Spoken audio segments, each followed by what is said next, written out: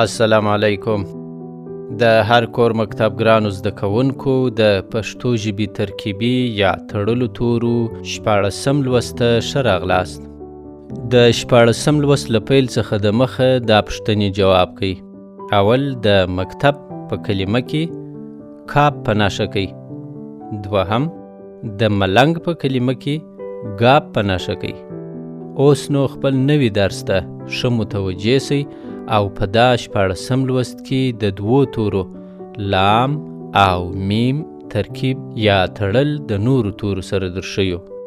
دا شکل چې وینئ لام دی او دا هم د لام شکل دی چې د کلمو سره په سر کې په دغه شکل راځي.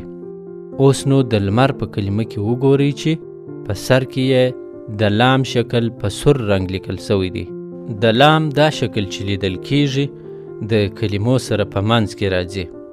مثال ته یې د ملګري په کلمه کې وګورئ چې لام په سور رنګ کې لیدل کیږي او د لام دغه شکل چې تاسو وینئ د کلمو سره په پای کې راځي. مثال ته یې د کامل په کلمه کې وګورئ چې لام په سور رنګ کې لیدل کیږي. اوس به د 14 لوست دوهم توری میم ته راسو.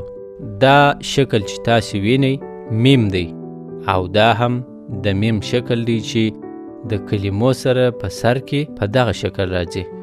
اوس نو د مور کلمې ته وګورئ چې په سر کې د میم شکل په سور رنګ لیکل شوی دی. د میم دا شکل چې لیدل کیږي د کلمو سره په منځ کې راځي. مثال ته یې د کلمه په لغات کې وګورئ چې میم په سور رنګ لیدل کیږي او د میم دا شکل چې وینئ د کلمو سره په پای کې راځي. مثال ته یې د قلم په کلمه کې وګورئ چې میم په سور رنګ کې لیدل کیږي. د هر کور مکتب ګرانو زده کوونکو تر راتلونکي 18 لوست پورې تاسو د خپلو ملګرو سره داسې کلمې پیدا او ولیکئ چې په سر منځ او پای کې یې لام او میم توري راغلي وي، تر څو چې ښه مو زده سي.